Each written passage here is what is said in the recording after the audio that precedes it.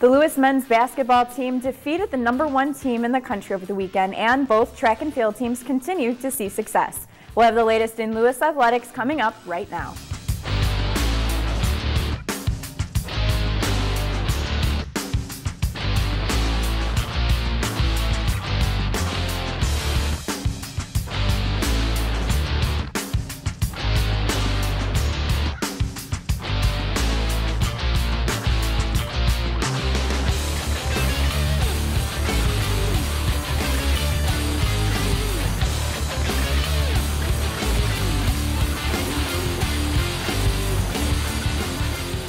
Hello and welcome to Flyer Nation, your source for the latest news in Lewis athletics.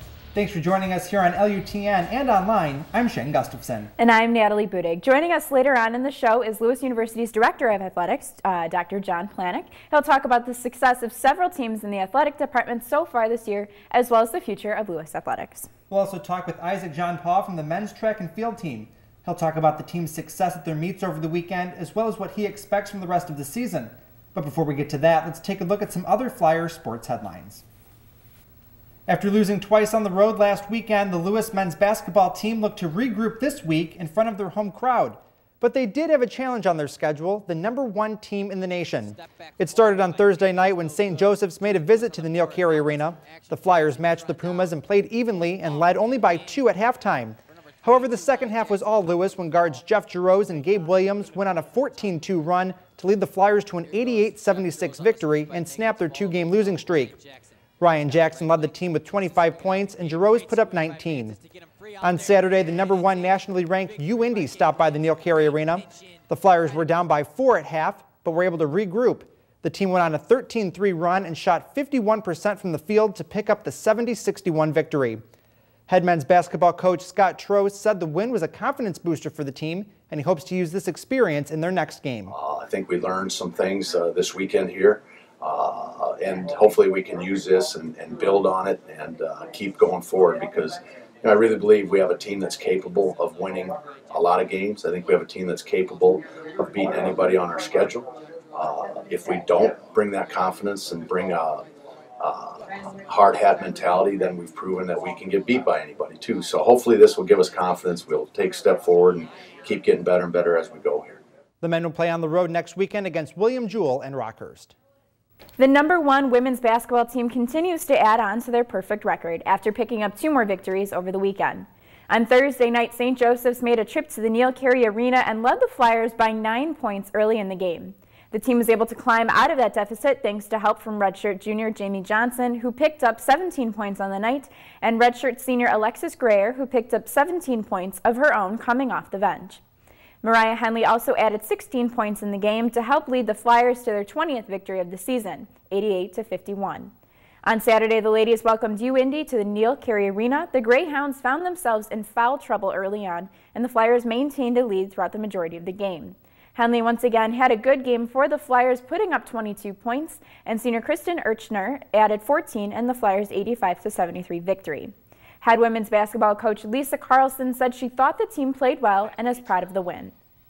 We had some kids really step up in key situations, especially the second half when we had different rotations out there because of foul trouble. I was proud of the way we held our composure and really executed down the stretch, especially on the offensive end, to kind of keep that little bit of cushion that was at the difference at the end. The team now hits the road and plays William Jewell and Rockhurst next weekend. Despite losing a spot in the national rankings last week, the #3 Lewis men's volleyball team hit the floor over the weekend and took on 2 non-conference opponents. On Friday night, the team welcomed Barton to the Neal Carey Arena and dominated in the first set. Barton fought back in the second and third sets, but it wasn't enough to stop the Flyers. Senior Tom Logan led the team throughout the night and picked up 10 kills and 3 blocks. Team captain Eric Butch collected 8 kills, and the Flyers swept Barton 3-0. On Saturday, the men looked to continue their success against Sacred Heart. The team used their height to their advantage and collected 15 blocks in the game, 8 of which came from junior Bobby Walsh. The Flyers had 3 dominating sets against the Pioneers thanks to 11 kills from Eric Fitterer and 7 from Jeff Powell. The Flyers once again picked up another sweep, 3-0. Head men's volleyball coach Dan Friend said the win was a team effort. I think we ended up with 7 or 8 aces, and some guys put some pressure off them. For just overall, a really balanced game from the guys, and good to see going into next weekend to open up conference play. The men are back in action this weekend when they open conference play against Grand Canyon in Arizona. The men's and women's track and field team traveled to Allendale, Michigan over the weekend to compete in the GVSU quad. On the number 8 men's team, junior Isaac John Paul set a school record in NCAA automatic qualifying high jump of 2.19 meters. Senior Andrew McLean and sophomore Sean Milhauser claimed 2 NCAA provisional marks in the 3,000-meter run. Senior Kevin Dorencamper and junior Adam Barr both finished third in the 16-meter hurdles and weight throw respectively. The team finished in third behind Grand Valley State and Lincoln. On the number 3 women's team, junior Chantel Stennis recorded NCAA provisional times in both the 200-meter dash and the 400-meter dash, which led the team to a second-place finish. Senior Rebecca Priestler set another NCAA provisional mark in the pole vault, taking second place, while junior Amber Cook took first in the triple jump competition. Sophomore Amanda Farrow also set an NCAA provisional mark in the 3,000-meter run, where she took third place. While head coach Dana Schwarting said that the team had some bright spots, but overall felt that the team looked flat. Well, congratulations to both of the basketball teams. It was good to see both of them win and the men's kind of, snap out of their little bit of a losing streak. Yeah, 2-game losing streak, and then you come in and play the number 1 team in the country. That has to be a confidence booster for them. Right, absolutely. Well, when we come back, we'll talk with Lewis University's Director of Athletics, Dr. John Planek. Stay tuned. You make me wear my bike helmet. Taught me never to run with scissors. And to follow the swimming rules. You tell me to stay away from drugs. To always buckle my seatbelt. So why do you keep a loaded gun in your drawer? How safe is that? You asked them to follow some safety rules. Now they're asking you. In fact, they're counting on you. Never let your gun get into the wrong hands. Remember, always lock it up. Visit ncpc.org. Really?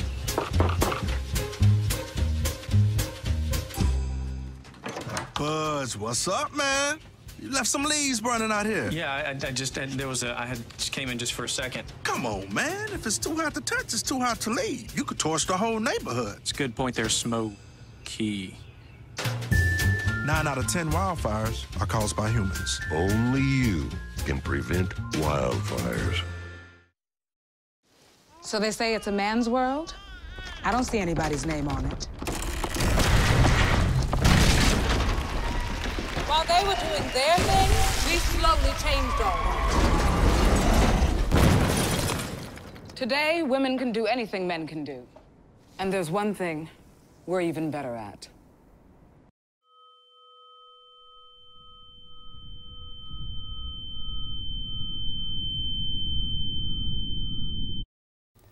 Welcome back to Flyer Nation. We're only a few weeks into the second semester, but we're already seeing success from several Lewis athletic teams. The women's basketball team is number 1 in the country, men's volleyball is number 3, and both track and field teams are in the top 10. So what's behind the success of all of these teams? Joining us now to talk about that and everything else related to Lewis University athletics is Athletic Director Dr. John Planek. Thanks for joining us today, Dr. Planek. You're welcome. It's good to be here. Not a problem. So as we mentioned, there are several athletic teams at Lewis that are seeing a lot of success. 4 teams are currently nationally ranked. What's behind all of the success? Well, I don't think it's a secret formula. It's one that's tried and true. And what I mean by that is, you get good student athletes, quality coaches, and you put them in an environment and give them resources to be successful, and it's a good formula. And I think that, credit goes to, obviously always goes to the student athletes. They're the ones who are making those shots and providing that, high rankings to Lewis, but also to our coaching staff. Our coaching staff gone out and recruited these student athletes to bring them to Lewis University. So I think it's a combination of, excellent coaches and excellent student athletes and a little bit of luck. You have to have a ball bounce your way a few times. Maybe that three-pointer goes in and it helps you down the road a little bit. So I think that we're in very good shape right now. So a lot of times, or sometimes I should say, some student athletes get excited about the team doing so well, and sometimes that might take away from their concentration in the classroom a little bit. How does the department make sure that doesn't happen and the students stay focused in the game and in the classroom? Yeah, I think our coaches have done a good job of recruiting quality student athletes. So they're actually, obviously, by our athletic success, they show how good they are as athletes. But we've also been very, very competent and capable in the classroom. A number of our student athletes are Delahanty Award winners, a GPA over 3.25. We have all of our teams have cumulative grade point averages over 3.0. So we have our students who are not only engaged in the courts and on the fields, but also in the classroom. It also makes our coaches' lives easier if you recruit good students, that you don't have to worry about them in the classroom. So our student athletes understand the mission of Lewis University, and they achieve in the classroom. So the women's basketball team is ranked #1 nationally for the first time in school history. What does it mean for you as an athletic director for the team to make history here at Lewis under your leadership? I was just talking to a few people. You know, you need to be a little bit lucky. You have to have the right people in your program. Things have to align for you. And also there's a number of things that happen to other schools outside the program. There's over 300 schools in Division II, and we're on top right now. And I think that's because we have talented student athletes, a talented coaching staff, and a couple of things that are falling our way. Now 2 years from now or 3 years from now, there might be 3, 6, 4 young ladies who are playing basketball in California, and we wouldn't be able to attain that #1 ranking. I think our student athletes are really performing really well now. A little bit of luck, of good student athletes, great coaching, and a little bit of luck puts you in this situation. It's very fortuitous for Lewis University, and obviously we're going to take advantage of it and promote it as much as we can. So would you say that luck also carries over to the men's volleyball team, ranked #3 in the nation? Well, again, you know, you put your student athletes in a position to be successful. Our coaching staff has recruited and brought them to Lewis, coached them very, very well. And you know, we go out and beat Stanford 3-0, and we beat UC Irvine 3-0, and we beat Penn State. So again, our athletes are competing at the top level, NCAA Division I for men's volleyball. So you have a combination of good athletes performing very well and beating people that we need to beat. So when these teams do so well, a lot of times, you know, it's great news for the teams, but it also impacts the department and Lewis University as a whole. Talk about that a little bit. Yeah, I think that you've seen it. I definitely saw it this past weekend on campus. There was a buzz or a vibe as you came into the gym. We had a full gymnasium. We had our alumni day, and that's tremendously impactful for our alumni to come back and see a full gymnasium. And a couple people say it's so great to see the gym full. And then also we honored our 1970s all-decade team this past Saturday, and to see our women's team, the women who played in the 1970s, that's when basketball first started here at Lewis, and to come and think that from their start to right now, we have a #1 Division II program in the country from when they started. That's their legacy. That's part of their legacy. They can see coming back after so many years that, oh my gosh, look how far this program's come. And the same thing for our men's team. Our men's team was fortunate. We had 2 #1 programs in our building on Saturday. Our women's team being #1, and then the Indianapolis men's team being #1. Tremendous job by our men's basketball program to get a victory over Indianapolis. And then that, again, to set the table during our all-decade celebration at halftime event. And what a great thing for our 1970s guys to come back and see us beat the #1 team in the country. It added excitement to the day. It added excitement on our campus, gave Lewis a little buzz in the air. And you talk about that buzz in the air. A lot of times that comes from other organizations that help the athletics department. There's the pep band, the flight crew pep band, I should say. There's the cheerleaders, the dancers. How does all of that come together to really make a good atmosphere at the Neal Carey Arena? Yeah, I think students that come to campus want to be involved, whether it be in radio and television like yourself, whether it be a Flyerettes in our dance team, a cheerleader, part of our pep band. I think that's all part of the educational experience, a sense of belonging, a sense of coming back and saying, hey, I'm part of this. And it also helps to say, hey, I was in the pep band when our women's team was #1 in the country. Oh, I was there when our men's team beat the #1 team in the country. And I think it added some spirit and some atmosphere to it. And I also think it helps, hey, if you know that somebody on campus, maybe your roommate or a girl that lives down the hallway is going to be performing, you might come out to see the game. And hopefully you come for the basketball, but you may come to see the Flyerettes or the cheerleaders, or you may have a friend in the pep band. I think it just adds to people being involved in the program, giving a sense of belonging and a sense of spirit.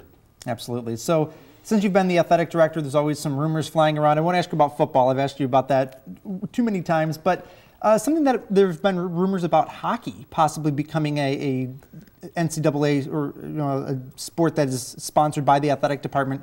Is there any truth to that rumor? I think that we have to look at all of the sports that are being offered at the club level and see how much interest there is and how viable it is to be an NCAA Division II or Division I program. So I think that any time that you have a high level of interest by our students and them wanting to become a varsity sport, we have to look at each one of those. Obviously, with each case, we examine it on an individual basis and see what would that mean from an expense standpoint. Obviously, it would be nice to have a multi-purpose arena on campus that provided ice and a basketball arena and a convocation center. We don't have that right now. So that would be some expense that we'd have to look at. And I think that with everything that goes on at Lewis, we just look at it on a case-by-case basis. And I don't think that there's anything off the table, and I don't think that there's anything like right now that's hot on the fire. All right, so we have some spring sports coming up starting soon. Softball, baseball, golf, tennis start later this semester. Yeah. Do you expect to see the same success from them as we've seen from other teams so far this year? I don't know if we'll have anybody ranked #1 in the country. so I'll preface that with my statement. But I do think that we'll have a number of teams that will competing for GLVC championships, which put yourself in position to compete at the regional level, would put yourself in a chance to win a national title. So I think certainly men's and women's golf, baseball, softball, tennis, all have been there before, been there recently in the NCAA tournament. And I think all of them would say, hey, we have an excellent shot of getting back to the NCAA tournament. And once you're in the NCAA tournament, you know, you're in the 8-team regional, and anything can happen. A bounce here, a good play there, and next thing you know, you're moving on to the NCAA tournament. So I think all these teams are practicing really hard right now, and I think that they have aspirations of being in the NCAA tournament. All right, well, Dr. Planek, anything else that you'd like to add that I didn't ask you about today? No, I think that our community support has been great. I really appreciate what you guys have done at the television and radio station for us. Really helps get the word out about how successful we are, and what a great time to promote Lewis University. All right, well, thanks for joining us today, Thank you. Dr. Planek. All right, we're going to take a quick break. When we come back, we'll talk with Isaac John Paul of the men's track and field team. Stay with us. So, I just moved in with his family, and it's embarrassing. The little one, he likes to go outside and crawl around in the giant litter box. I don't know what he's doing. I mean, I was born and I knew how to use the litter box. Look at that. That's disgusting. Oh, poop already. You're making me nervous. Oh, okay, I can't look at this anymore. I really hope he grows out of this, for his sake. Look at me. Hey. Raymond, look at Mommy. Maybe the light hurts his eyes. Maybe she's just not hungry. Maybe he can't hear us. Maybe we're not stimulating him enough. Maybe it's a phase.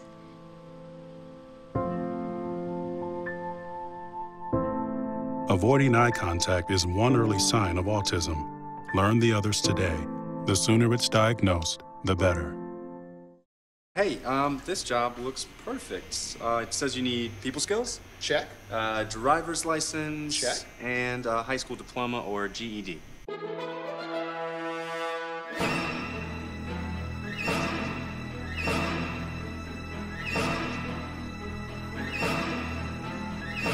Skip the drama. Get your GED. I got that. You are good to go.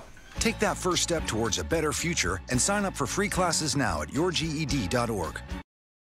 Welcome back to Flyer Nation. We may only be a month into the season, but the men's track and field team is looking strong. The men have a number 8 national ranking and are coming off a 3rd place finish at the GVSU Quad over the weekend. One of the biggest components in the team's success is jumper Isaac John Paul, who has won the GLVC Athlete of the Week award twice in a row. He joins us now to talk about the team and the season so far. Thanks for joining us today, Isaac. No problem, my pleasure. All right, so I guess we'll start off talking about you a little bit. As I mentioned, you've received the GLVC Athlete of the Week award twice now, two weeks in a row. What's it like for you to get that award 2 weeks in a row? Man, it's amazing, man. It's a humbling experience. It just makes me want to work harder for the next following weeks and everything. So you've had a lot of success so far over the weekend. You broke the school record in the high jump competition. What's going right for you this year to earn that award twice and then break a school record over the weekend? Well, I would say it started off in the summer. You know, from last season, I saw, you know, the Division II high jump record be broken, and to be part of that and to witness that made me want to work harder throughout the off season. So summer, you know, I put in the work And then all the work that I put in for the summer led into the fall, and then all the work that I put in the fall is leading up to here right now. So, you know, I'm blessed to, you know, be here right now, and I'm blessed to have, you know, great performances each week. So you're a transfer student to Lewis. You attended Harper College previously and competed there. Why did you decide to come to Lewis when you transferred schools? Oh, it's a funny story. My mom actually went here. She's in the Hall of Fame for basketball. Oh, okay. And I had, when I was 17, I had made this goal list of, you know, what I wanted to do, you know, coming out of high school. And on one of my goals lists, I said I wanted to go to Lewis University to play basketball. So obviously, for, you know, unfortunate circumstances, I couldn't play basketball anymore, and I decided to, you know, run track. So, you know, it was always in me, you know, always in me to be a flyer. My mom, you know, preached, yo, go to Lewis, check out Lewis. So, you know, from there, I was just like, all right, well, I might as well check it out. And I had a couple of track meets while at Harper over here. So I was like, I like the campus. It's small. It keeps me focused. So it's a great school to be at, you know, better than any other school I would probably go to.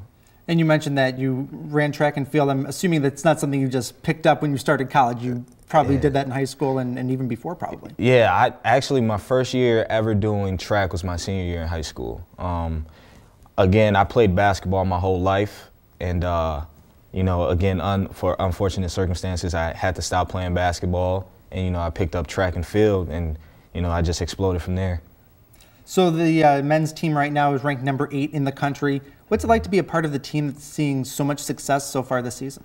And we have, like, amazing talent on the team. Everybody on the team is capable of, you know, going to nationals right now. It just comes down to, you know, how much work you're going to put in, and, you know, maintaining that focus that you need to, you know, go to nationals. And it's all coming together. Of course, we have our setbacks. People, you know, tend to slack off, but, you know, being one of the captains on the teams, you know, you gotta, you know, let people know, look, if you want to achieve your goal, you have to do this, you gotta do that. So I try to do that every practice and set an example of, you know, working hard. So the track and field season is a pretty long one. You're competing now until pretty much the end of the school year. Right. It's a lot of guys on the team. How do you and your teammates make sure you're prepared for every meet, competing pretty much every weekend until May? You know, again, it's because we spend, I guess, all the time with each other. So, you know, we basically prepare by just, you know, showing up to practice on time. You know, when we don't have practice, we try to get together and, you know, do something, you know, to keep the body moving, to keep, you know, us in tune with the track. So, you know, it's all about like personal time and, you know, social time with each other, you know, to build that, you know, team. You know, a lot of the meets are on the road as well. You're not very often at home competing. Right. What's it like to be on the road so much? It's tiring, man. Traveling so far. Outdoor season, we travel, oh my God, it's ridiculous. The first outdoor meet is in Alabama, and we have to drive a bus all the way down to Alabama. And then after that, it's in, I want to say, Kentucky, 8 hours away. So it's really tiring. It takes a toll on the body to be on the bus for so long and then come off the bus and compete. But, you know, we're all strong, and we can all, you know, power through that. So speaking of being on the road, you're on the road again this weekend at Hillsdale Track Classic. What are you expecting from this weekend for not only yourself but also the team? I expect, you know, everybody to go out there and have fun, because, you know, at the end of the day, that's what it comes down to. It's just having fun. Even though if you don't have the best performance of your life, I feel like if you can walk out knowing that, okay, I had fun and I did it to my best ability, that everything's going to be fine. And everything, it takes time to, you know, to have that performance of your life. You have to be extremely patient. So, I mean, at the end of the day, it all comes down to having fun, you know, enjoying the moment, enjoying being there, and then everything else will come together.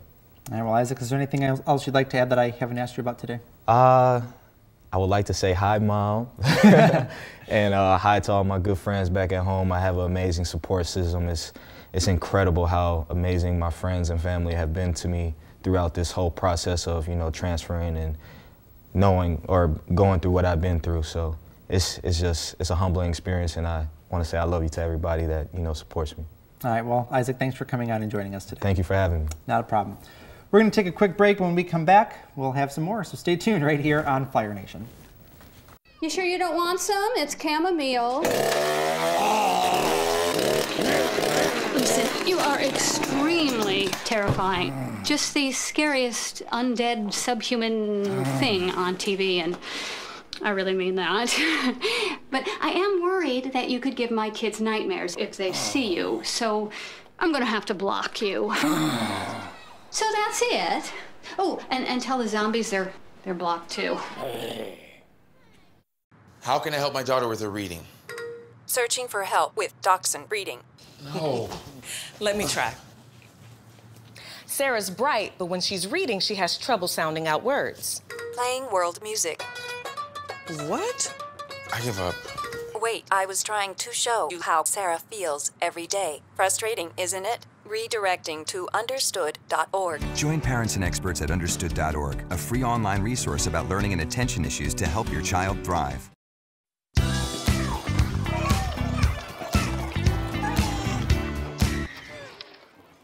Looks like it's done.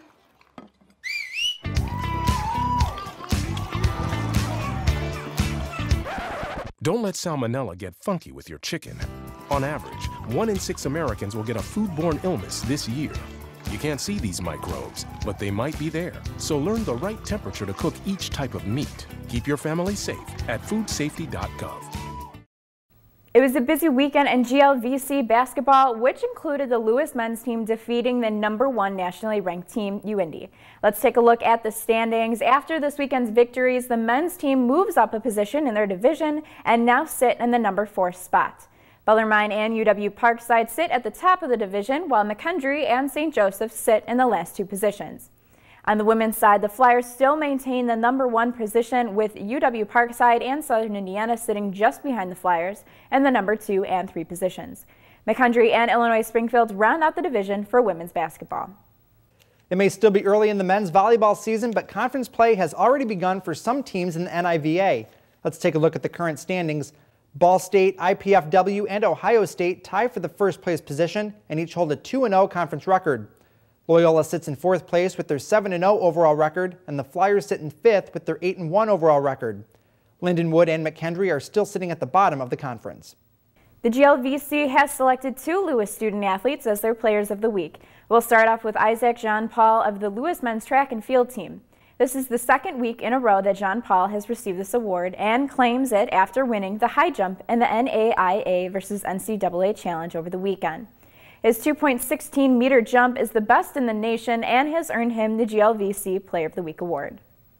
The GLVC also named Rebecca Preisler from the women's track and field team as their Player of the Week. Preisler won the pole vault at the NAIA versus NCAA challenge over the weekend with a jump of 3.80 meters, which is the best amongst GLVC pole vaulters and 3rd in the nation. This is the 3rd time that Preisler has received this award. It's time to announce our picks for this week's Flyer Nation Player of the Week awards, and we'll start with Mariah Henley of the women's basketball team.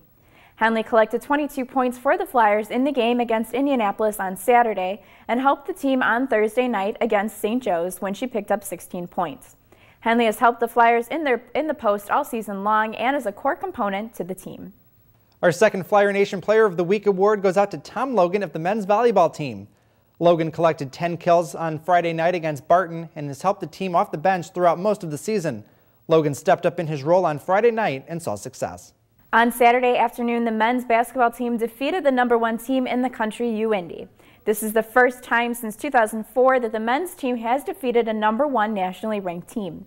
After the game, there was a lot of excitement, and we got an inside look at what happens in the locker room after such a big win. We're capable. There ain't anybody that's going to want to play this team if we play. We go up, man. We can beat anybody. But we just got to keep with it, all right? Proud of your efforts. Good job, boys.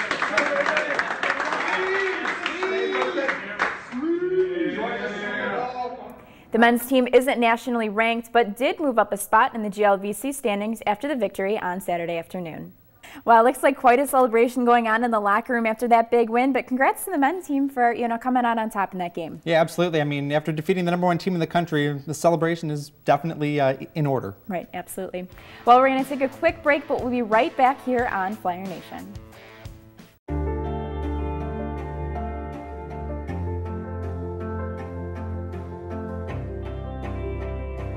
Body language can tell you all sorts of things. Like someone is having a stroke. Know the sudden signs. Learn fast. Face drooping, arm weakness, speech difficulty, Time to call 911 and get them to a hospital immediately. Learn the body language and spot a stroke fast.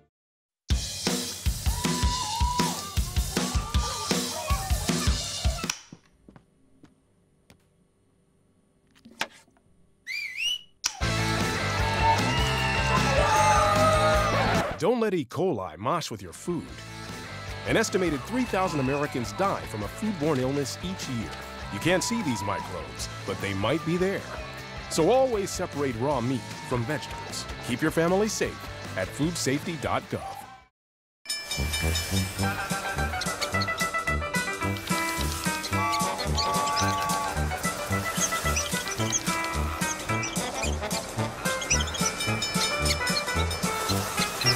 Kids will spend 15 minutes watching online videos like this one. Brushing for 2 minutes now can save your child from severe tooth pain later. 2 minutes, twice a day. They have the time. After having such a busy weekend last week, there aren't too many home games for the Flyers this weekend. Let's take a look at the schedule. On Thursday night, both the men's and women's basketball teams will travel to Liberty, Missouri to take on William Jewell. You can catch that game online at lewisflyers.com. On Friday night, the men's volleyball team opens conference play on the road against Grand Canyon. Again, you can watch that game online at lewisflyers.com. On Saturday, both the men's and women's basketball teams are in Kansas City taking on Rockhurst. Both games are also available online. And also on Saturday, both tennis teams start their season against Lake Superior at the 5-Star Tennis Center in Plainfield. If you can't make it out to see the Flyers play in person, you can always watch the games live here on LUTN Channel 6 or online at lewisflyers.com. This week in our radio station, WLRA 88.1 FM will bring you the last 2 Lewis Club hockey games against Northwestern on both Friday and Saturday nights. Be sure to tune in to catch the action. Before we leave today, we want to show you one of the most exciting plays of last week. On Thursday night against St. Joseph's, Lewis men's basketball player Max Struess comes out of nowhere in the paint to reach up and pull down an alley-oop to not only get the crowd in the game, but also his entire team. The men would go on to win against the Pumas 88-76. Well, that was definitely an exciting point in the game. I know that everybody that was working from the TV side, we all kind of stopped and were like, did you see that? Did we actually catch it? And, it was great that we were able to catch that moment. Yeah, absolutely. A very exciting moment to a pretty good game. Right, absolutely. All right, well, that will do it for us here this week on Flyer Nation. Be sure to tune in next week when we talk with Lewis head swim coach Roger Carnes. From all of us here at Flyer Nation, have a great day.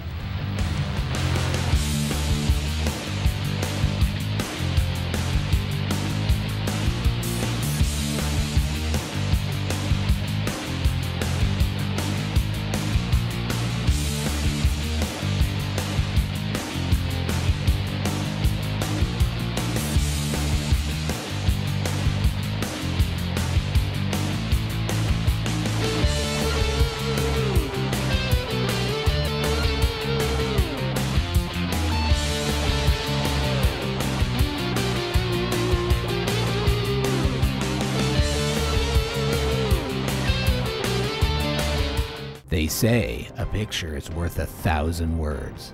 We beg to differ. They are snapshots that represent lasting memories, stories to be told for years to come. Our story is one pictured not just with trophies, but with diplomas, friendships, a helping hand.